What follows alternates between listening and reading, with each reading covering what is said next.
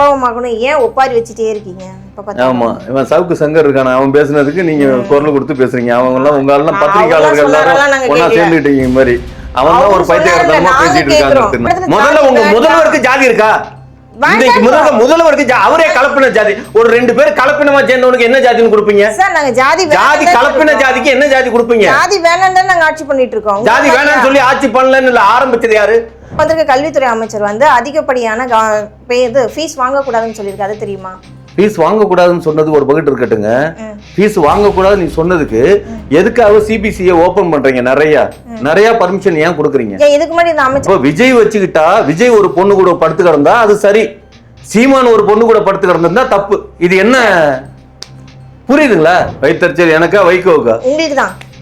வைகோ அவர் பாவம், அவர் ஏன் பாவம் சொல்லக்கூடாது. யாரு அவர் பாவம்? இல்ல அவர் உலகத்துல ஒருத்தன் நன்றி கட்ட மனுஷன்னா அந்த ஆள் தாங்க நன்றி கட்ட மனுஷன். அந்த ஆள் தான் மிக சிறந்த நன்றி கட்ட மனுஷன். இப்படி எடுத்துக்கலாமா சார்? அரசியல்ல வந்து நிரந்தர எதிரியும் கிடையாது, நிரந்தர நண்பரும் கிடையாது, அப்படி எடுத்துக்கலாமா? ஏன் இவனுங்க மனுஷனுங்களே கிடையாது. நிரந்தர நண்பன் நிரந்தர எதிரி இல்ல. இவங்க மனித ஜென்மமே கிடையாது, ஒரு ஜடம். எல்லாம் எம்எல்ஏ தானே, அவன் சம்பாதிச்சானே, அவன் இது பண்ணா. இவர் கடவுள் மாதிரி இப்படி உட்காந்துட்டு இருக்காரு திவான்ல. கடவுள்னே சொல்ல நீங்களா ஏன் இப்படி பண்றீங்க? கும்பரஞ்சாமி என்னத்த கும்பரஞ்சாமி உங்க ஐயால? டேய் அடிமைகள்ரா நீங்களா?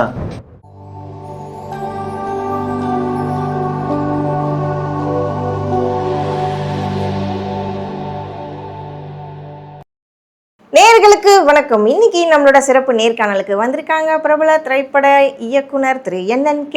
வணக்கம் சார். வணக்கம் ஸ்டெல்லா மேடம், எப்படி இருக்கீங்க? பார்த்தா தெரியல. ஆமா, தலை தெரியுது.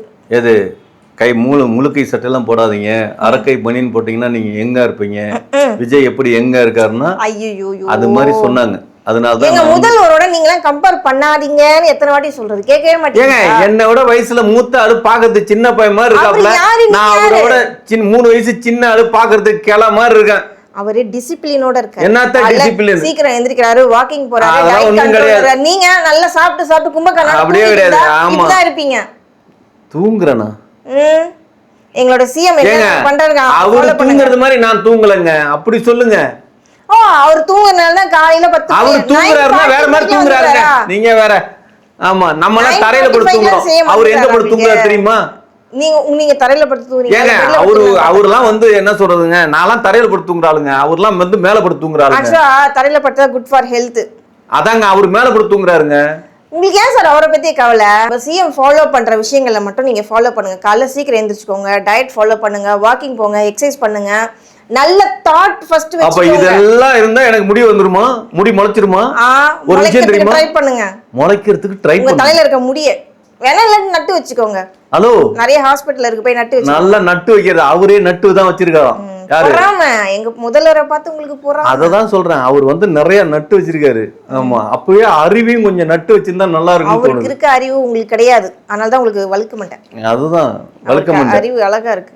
அதான் சரி, ஒரு கல்யாண வீட்டுக்கு போறீங்க. போனா அந்த கல்யாண பொண்ணையும் மாப்பிள்ளையும் வாழ்த்திட்டு தானே வரணும். போற இடத்துல அப்பாவும் மகனும் ஏன் ஒப்பாரி வச்சுட்டே இருக்கீங்க? ஆமா, இவன் சவுக்கு சங்கர் இருக்கான, அவன் பேசுனதுக்கு நீங்க குரல் கொடுத்து பேசுறீங்க. அவங்க எல்லாம் உங்க எல்லாம் பத்திரிகையாளர்கள் எல்லாரும் ஒன்னா சேர்ந்துட்டீங்க மாதிரி. அவன் தான் ஒரு பைத்தியக்காரத்தனமா பேசிட்டு இருக்காங்க. சரி சரி, இப்போ சரி உங்க பிரகாரமே நாங்க வரோம். கல்யாண வீட்டுக்கு போனா அவங்கள போய் வாழ்த்து தானே பேசணும். அங்க வந்துட்டு உங்களை ஆட்சியில உட்கார வைக்க மாட்டோம், உங்களை சீக்கிரமா கவுத்துருவோம், நீங்க 3 மாசத்துக்கு மேல தாங்க. இதெல்லாம் எதுக்கு? பாவம், அந்த புதுசா கல்யாணம் பண்ணவங்க என்ன நினைப்பாங்க? என்னடா நம்மள வாழ்த்தாம இப்படி வாழ்த்துட்டு இருக்காங்க, இப்படி யோசிக்க மாட்டாங்களா? எந்த காலத்துல சபை நாகரிகம் தெரியுமா தெரியாதா? அதாவது நல்லா ஒண்ணு தெரிஞ்சுங்க, யாகம் வளர்த்து அச்சதை போட்டு அந்த மாதிரி கல்யாணமே கிடையாது. திமுக காரன் கல்யாணத்துல எல்லாம் போய் அட்டன் பண்ணி பெரியாரோட இயக்கத்துல இருக்கிறதுல எல்லாம் போய் பாத்துருக்கீங்களா? கல்யாணத்தை பாத்துருக்கீங்களா? பெரும்பாலும் திமுக பொது மேடையாவே யூஸ் பண்ணுவாங்க கல்யாண மண்டபத்தை. இது ஆரம்ப காலத்துல இருந்து திமுகங்கிற ஒரு கட்சி வளர்ந்ததுக்கு காரணமே ஒவ்வொரு கல்யாண மண்டபமும் பிரச்சார கூடமா மாறினதுனாலதான். புரியுதுங்களா?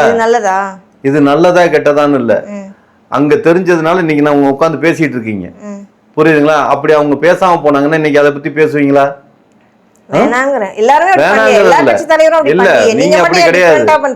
ஒரு விஷயம், நீங்க வந்து இன்னைக்கு தாவேகா தற்குறியா இருக்கிறோங்கிற ஒரே காரணத்துக்காக நாட்டுல இருக்கிறவங்க எதுவுமே தெரியாம போயிடணும் அப்படின்னு நினைக்க கூடாது. இப்பதான் எல்லாமே தெரியுது. அது எல்லாருக்குமே முன்னெல்லாம் வந்துட்டு ரீல்ஸ் பார்த்துட்டு படம் பார்த்து சீரியல் பார்த்துட்டு இருந்தாங்க. இப்ப எல்லாருமே என்ன பண்றாங்க, நியூஸ் சேனல் பாக்குறாங்க, டிபேட் ஷோ பாக்குறாங்க. அதுவும் ஷார்ட்ஸ். இன்னைக்கு என்ன பேசிருக்காரு சட்டசபையில, இன்னைக்கு என்ன பேசிருக்காங்க, எதிர்கட்சி தலைவர் என்ன பேசிருக்காரு, முதல்வர் என்ன பேசுறது, இதுதான் பாக்குறாங்க. என்ன கொண்டு வர்றாங்க, என்ன கொண்டு வராங்கன்னு அடுத்தடுத்து உங்களுக்கு வரும். ஜாதி, உங்க ஜாதி என்ன கேக்குறதுக்கு எவ்வளவு கஷ்டமா இருக்குது. என் ஜாதி என்ன கேளுங்க, என் ஜாதி என்ன. இப்ப ஜாதி இல்ல சார், ஜாதியே இல்லன்னு யார் சொல்றது? ஜாதின்னு சொல்லி ஐடி கார்டு கொடுக்கிறதுக்கு முயற்சி பண்ணாங்கல்ல, கேன்சல் பண்றது யாரு உருவாக்குனாங்களா இல்லையா? ஏங்க கேன்சல் பண்ணது மக்கள் போராடினதுக்கு அப்புறம் கேன்சல் பண்றானுங்க. மக்கள் 4 பேர் கேட்டதுக்கு அப்புறம் ஆட்சி செய்யறவனுக்கு அறிவு இல்லன்னு சொல்லி பேசிட்டு இருக்கேன். அவங்க எந்த கான்செப்டுக்காக, என்ன கான்செப்ட், ஜாதி பேர் போட்டுமா அது ஃபர்ஸ்ட் புரிஞ்சுக்கோங்க. அவங்க என்ன கேட்டாங்க, ஒரு பக்கம் ஜாதி சர்டிபிகேட், அதுக்கப்புறம் அப்பா அம்மா, அவங்க படிப்பு எல்லாமே போட்டுருந்தாங்க. அது ஒரு QR என்ன QR கோட், என்னத்த QR கோட், இவங்க QR கோட் அப்படியே கிளிக் என்னத்த கொடுக்க போறாங்க, வேலை கொடுக்க போறாங்க, ஃபுல் டீடைல்ஸ் வந்துரும். ஆனா அந்த இடத்துல முதல்ல உங்க முதல்வருக்கு ஜாதி இருக்கா?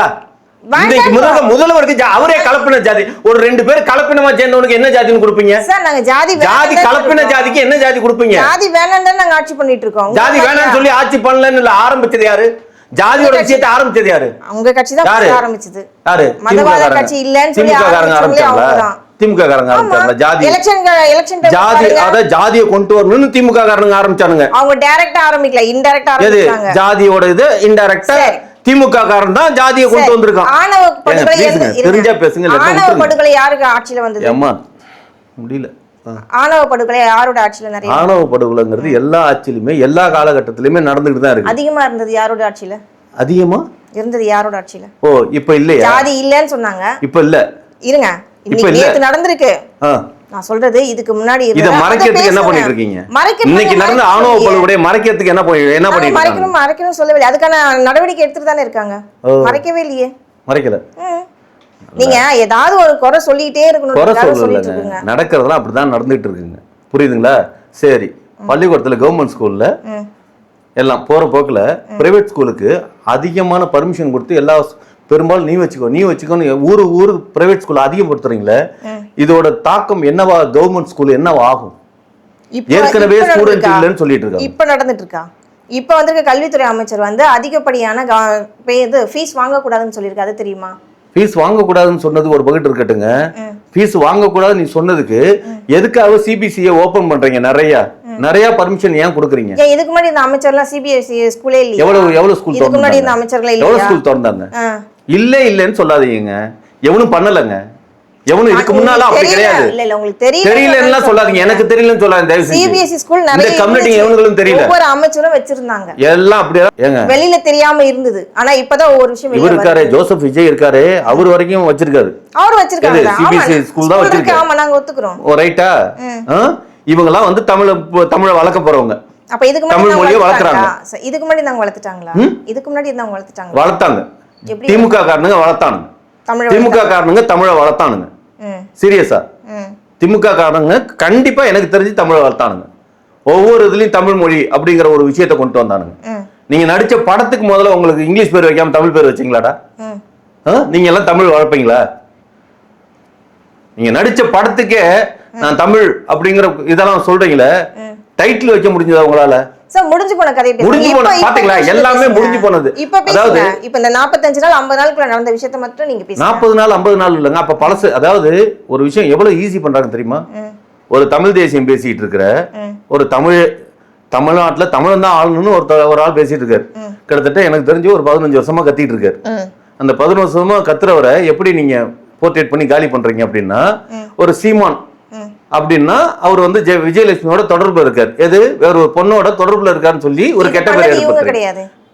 அவரு நான் சொல்றது என்னன்னா, அத தப்பான ஆள்னு நீங்க கிரியேட் பண்றீங்க. ஒரு தமிழ் தேசியம் பேசுறவன அதே ஒரு நடிகர் வந்து த்ரிஷா கூட சுத்திட்டு இருக்காரு வெளிப்போக்கா, அதை வந்து ஈஸி பண்றீங்க. அது பரவாயில்ல. அப்ப விஜய் வச்சுக்கிட்டா, விஜய் ஒரு பொண்ணு கூட படுத்து கிடந்தா அது சரி, சீமான் ஒரு பொண்ணு கூட படுத்து கிடந்தா தப்பு. இது என்ன புரியுதுங்களா? சார் இப்ப இருக்க முதல்வர் மட்டும் இவ்வளோ குறை சொல்லுங்க. இதுக்கு முன்னாடி இருந்த முதல்வர்கள்லாம் யாருமே பண்ணாத தவறுகள் இல்லையா? பால்டாயில் சொல்லிட்டு அதிமுக கட்சி சார்ந்தது எத்தனை வாட்டி அவர் ட்ரோல் பண்ணாரு. பால்டாயில் குடிச்ச அப்படின்னாரு, அதுக்கப்புறம் கையில பிளேட்ல அறுத்துக்கிட்ட அப்படின்னாரு. எந்த பொண்ணுக்காக நீ பண்ணன்றதுலாம் அந்த விஷயம்லாம் வெளியில வந்து தான் இருந்தது. முன்னாள் முதல்வரும் அவரும் எப்படி இருந்தாரு உங்க எல்லாருக்கும் ஊரறிஞ்ச விஷயம் தானே சார். அப்படி இருக்கும்போது இப்ப இந்த முதல்வரை மட்டும் த்ரிஷா த்ரிஷா த்ரிஷான்னு சேர்த்து வச்சு பேசு. அப்ப இவங்க எல்லாம் முதல்வருக்கு தகுதி இல்ல, தெரியுதா? அப்ப யார் தான் இருக்கலாம் நீங்க சொல்லுங்க. காமராஜர் தான் தேடி கண்டுபிடிக்கணும். இல்லாதவர் எப்படி நம்ம தேட முடியும்? புரியுதா? இருக்கும்போது அவர் அப்ப எல்லா கம்யூனிட்டியும் அப்படிதாங்கிறது தெரியுதா? இருக்கும்போது எல்லா கம்யூனிட்டியும் அப்படிதானே. நான் இவனா அவனை இவனு சொல்ல, எல்லா கட்டி எவனும் மக்களுக்கு நல்லது செய்யணும். அதாவது ஒரு விஷயங்க, பேளாத புள்ள வேணும்னு தேடினோம்னா இந்த உலகத்துல எங்கேயுமே புள்ள பிறக்காது. அந்த மாதிரி புள்ளைய நம்ம கண்டுபிடிக்க முடியாது. புரியுதுங்களா? பேலாம இருக்கிறது தான் கடவுள்னு கையெடுத்து கும்பிடுறோம். பேண்டா மனுஷன், பேல என்னன்னா கடவுள்.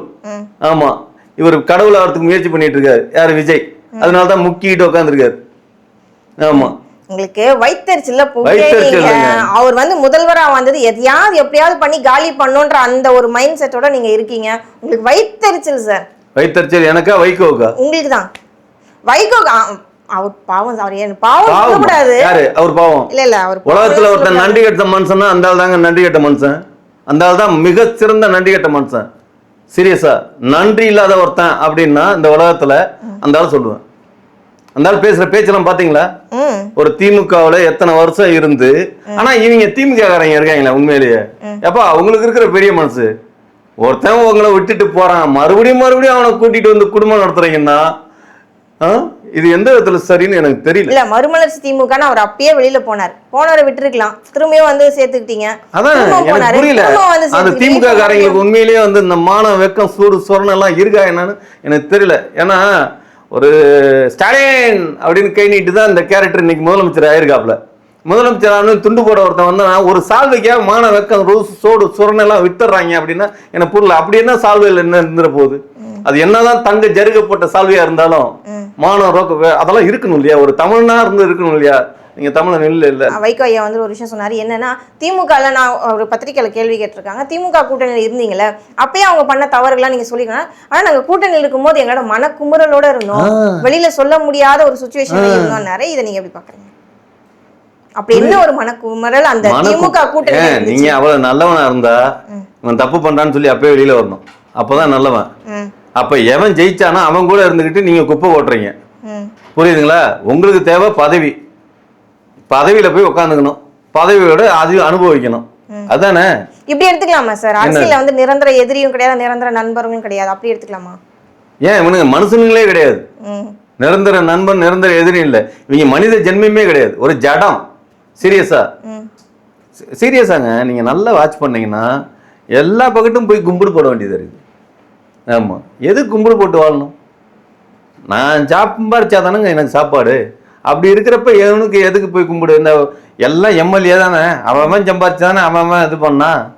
இவர் கடவுள் மாதிரி இப்படி உட்காந்துட்டு இருக்காரு திவான்ல. கடவுள்னே சொல்லுங்க, ஏன் இப்படி பண்றீங்க?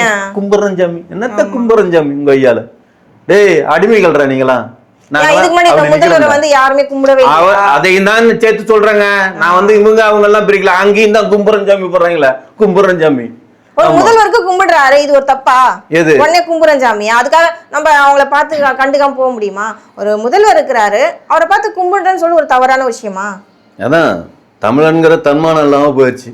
ஏன்னா இவங்க தமிழனா இல்ல, எல்லாம் வந்து என்ன சொல்றது, பரப்பு இந்திக்காரனுக்கு போட்டுட்டானுங்களோ என்னவோ தெரியல. ஒண்ணும் இல்ல, உங்களை நீங்க பேசுறதெல்லாம் வச்சு பார்த்தா நீங்க பொறாமையில புசுங்குறீங்க. அப்படியே இவங்க பொறாமப்பட்டு அதனாலதான் நாங்க எது சொன்னாலும் திருநாடே அப்படியே மாற்றம் ஏற்பட்டு அப்படியே வானத்துல அப்படியே என்ன சொல்றது, அப்படியே காக்கா எல்லாம் கருப்பா பறக்காம வெள்ளையா பறக்க ஆரம்பிச்சிருச்சு. ஆமா, இப்ப அது ஒண்ணுதான் குறைச்சது. சரி, ஏன் உங்களுக்கு இவ்வளோ பொறாமையில வந்துட்டு எங்க கட்சியை வந்துட்டு அதான் தாவேகா கட்சியை வந்துட்டு எப்படியாவது வீட்டுக்கு அனுப்பணும், எப்படியாவது அந்த கட்சியை கலைக்கணும், ஆட்சியில அனுப்பணும், இந்த மாதிரி சொல்லிட்டு நல்லா தெரிஞ்சுக்கங்க. இந்த மக்கள் வந்து தேர்ந்தெடுத்தாங்க. ஆமா, புரியுதுங்களா? நல்ல ஆட்சி தான். உங்களுக்கு உண்மையிலே சொல்றேன், உங்களுக்கு எங்கேயும் போற இடத்துல வாய்ப்பு கிடைக்காம சீரியஸா சுத்தி தெருவுல நிக்காங்கன்னு ஒரு இடம் வரும் இல்லையா? அப்ப என்ன பண்ணுவீங்கன்னா, சாதாரண ஒரு கல்லை எடுத்து ரோட்ல எவன் போனாலும் அடிப்பீங்க. அந்த நிலைமை ரொம்ப காலத்துக்கு இருக்காது, ரொம்ப சீக்கிரம் எல்லா மக்களுக்கும் வரும். சாபம் கொடுக்குறாராம் தமிழ்நாட்டு மக்களுக்கு. ஆமா, தமிழ்நாடு மக்களுக்கு நான் சாபம் கொடுத்து அப்படியே சவிச்சு இதுன்னுட்டாலும் எல்லா கம்யூனிட்டி எலிகறி தின்ன கம்யூனிட்டி தான். 1974 எல்லா கம்யூனிட்டி எலிகறி தின்னது. அந்த எலிகறி தின்னதுங்கிறத மறந்துட்டு இன்னைக்கு இப்படி பேசிட்டு இருக்காங்க. எல்லாம் இன்னைக்கு பாசுமதி ரைஸ் சாப்பிட்றாங்கல்ல, அதனால அப்படிதான் இருக்கு. இந்த பாசுமதி ரைஸ் ரொம்ப நாளைக்கு தாங்காது தம்பிங்களா. ஆமா சீரியஸா சொல்றேன். சரி அதேதான் இப்ப நான் கேக்குறேன். தாவேக்கவா எம்எல்ஏ ஒருத்தங்க அமைச்சர் இருக்காங்க இல்லையா, அவங்கள்ட்ட போயிட்டு நீங்க பேரம் பேசி அந்த கட்சியில இருந்து வெளில வா, நீ ஏன் அவங்க திமுக காரங்க போய் பேசிட்டு இருக்காங்க? ஒரு விஷயம், இதை திமுகன்னு ஏன் முடிவு பண்றீங்க? அதாவது ஒரு செந்தில் பாலாஜி அவர் கூட இருந்த அவர் ஆபீஸ்ல வேலை பார்த்தா 4 பேர் அரெஸ்ட் பண்ணீங்களா? பண்ணிட்டாங்களே. இன்னைக்கு நியூஸ்ல பாக்கலையா? செந்தில் பாலாஜி அரெஸ்ட் பண்ணாங்க. அவர் ஆபீஸ்ல அந்த 4 பேர் அவங்க செந்தில் பாலாஜி அரெஸ்ட் பண்ணீங்களா? விசாரணை பண்ணிட்டு தான் விசாரணை பண்ணிட்டு தான் இருக்காங்க. அவர் ஆபீஸ்ல இருந்தவங்க தானே. அதான் சொல்றேன், நீங்க பண்ணி எல்லாம் ரெடி. ஒரு விஷயங்க, இவங்க திமுக காரங்களுக்கு மறுபடியும் ஐடியா கொடுக்குறேன். ஆமா, நீங்க பேரம் பேசணும்னா எவனோ ஒருத்தன்னு போய் அங்கெல்லாம் பேசாதீங்க. நீங்க கூப்பிட்டு புசி ஐயா இருக்கார் இல்லையா, அவரை உட்கார வச்சு எப்பா இவ்வளோ டீல் பண்றேன், நீ என்ன பண்ற அப்படின்னா அவர் ஓகேன்றார். ஆமா, எவன் டீலுக்கு வருவான்னு அவனை தெரியாம சுத்தாதீங்கப்பா. ஆமா, புசியாவுக்கு ஒன்றும் இல்லை, ஆளுநர் பதவி கொடுத்தாச்சுன்னா முடிஞ்சு போச்சு, சொல்லி முடிச்சா. ஆமா, ஆளுநர் பதவிக்கு தான் அவர் ஆசைப்படுறாரு. ஆமா, ஆளுநர் பதவி எனக்கு தெரிஞ்சு ஆளுநர் பதவிக்கு இந்த தமிழ்நாட்டுல சரியான ஆள் யாருன்னா இந்த லட்சுமி ராமகிருஷ்ணன் ஒருத்தவங்க இருப்பாங்கல்ல, அவங்க தான் சொல்றதெல்லாம் உண்மை. ஒரு பெண் ஆளுநரை நியமனம் பண்ணி அந்த அம்மா அங்க உட்கார வச்சு அந்த 2 பேர் நீங்க பேசாதீங்க நீங்க பேசுங்க அப்படின்னு அந்த அம்மா சொல்றப்ப எவ்வளவு அழகா இருக்கும். அந்த அம்மா தான் ஆளுநரா இருக்கிறதுக்கு தகுதியே இருக்குது. அந்த அம்மாவுக்கு ஆளுநர் கொடுக்காம கண்ட ஆட்களுக்கும் ஆளுநரை கொடுத்து இப்ப புசிய ஆளுநருக்காக வெயிட்டிங். ஆமா, ஆளுநருங்க ஆல்ரெடி இருக்க ஆளுநர் என்ன சார் பண்ண போறீங்க? ஆளுநரை புரியல. ஆளுநர் ஆல்ரெடி இருக்கார்ல, ஆல்ரெடி இருக்கிறது தான் சரியில்லையாம, சரியில்லைன்னா அது ஒரு தூக்க போறீங்க. ஆமா, அதனால இதுல வேற விசிகாவுல ஆல்ரெடி ஆளுநர் இருக்காங்களாம். ஆமா, விசிகாவுல ஆளுநரா? புரியல, அதுதான் எங்களுக்கே புரியல. அதான் கேட்டேன் நானும். அது ஆளூர் ஷானவாசம். ஆளூர் ஷானவாசுக்கும் ஆளுநருக்குமே தெரியாம விசிகாவுல இருக்காங்க. என்ன பண்றது? ஆமா, படிக்கலான்னு சொன்னா நிறைய படிச்சிடுறாங்க. படிக்காம அதான் சொல்றேன், நிறைய படிச்சிடுறாங்க, எல்லாத்தையும் படிச்சிடுறாங்க உங்களை மாதிரி. ஆமா, இந்த கம்யூனிட்டிங்க இந்த சிபிஎஸ்சி ஸ்கூல் அந்த ஸ்கூல் இந்த ஸ்கூல்லாம் வச்சுட்டு எல்லா கம்யூனிட்டியும் பிரெஞ்சு படிக்குது பிள்ளைங்க. சில பிள்ளைங்கலாம் ஸ்கூல்ல பெட்ரோல்கள், உங்க ஃப்ரெண்டு செகண்ட் இது உங்க குழந்தை செகண்ட் லாங்குவேஜ் என்ன எடுத்திருக்கு அப்படின்னா பிரெஞ்சு. எது? ஆமா, நேரா போய் ஈபிள் டவரை எட்டி பாக்குறது மாதிரி கம்யூனிட்டிங்க. ஃபீஸ் கட்டுறதுக்கு எங்க வக்கு இல்ல, இதுங்க ஈபிள் டவரை காட்டுறதுக்கு கூட்டிட்டு போறது மாதிரி பிரெஞ்சு கத்து. எதுக்கு பிரெஞ்சுடா? டேய், தமிழை கத்துக்க வைங்கடா. ஆமா, உங்க மொழி என்னவோ அதை கத்துக்கங்கடா. எங்கேயோ இருக்கிற பிரெஞ்சு இது நீங்க தேவையாடா? இல்ல பாண்டிச்சேரியில போய் அவன் பொண்ணு கட்ட போறானா? பாண்டிச்சேரியில எவ்வளவு பேர்ரா பிரெஞ்சுக்காரன் இருக்கான்? எப்போ ஊரை விட்டு ஓடி போயிட்டாங்கடா. பிரெஞ்சுங்கிறது இங்க தமிழ்நாட்டுக்கு இந்தியாவிலே இல்லடா. ஒரு இங்கிலீஷை கத்துக்கிறது சரி, புரியுதுங்களா? பிரெஞ்சு ஏன்டா கத்துக்கிறீங்கன்னு எனக்கு தெரியல. அந்த மாதிரி தாவேக்கு ஆட்சியோட சதிதான் இதெல்லாம். இதுக்கும் சதிதான். ஆமா, சதி இல்ல, முன்னேற்றம். ஆமா, சிபிஎஸ்சி ஸ்கூலா வளர்ந்து அப்படியே டெவலப் பண்ணி 3வது லாங்குவேஜ் உள்ளார வச்சுக்கிட்டு அப்படியே கவர்மெண்ட் ஸ்கூல்லாம் தனியார் மயமாக்கி மேக்சிமம் எல்லாம் கவர்மெண்ட் ஆயிடுச்சு. தெரியுமா? தெரியாதா?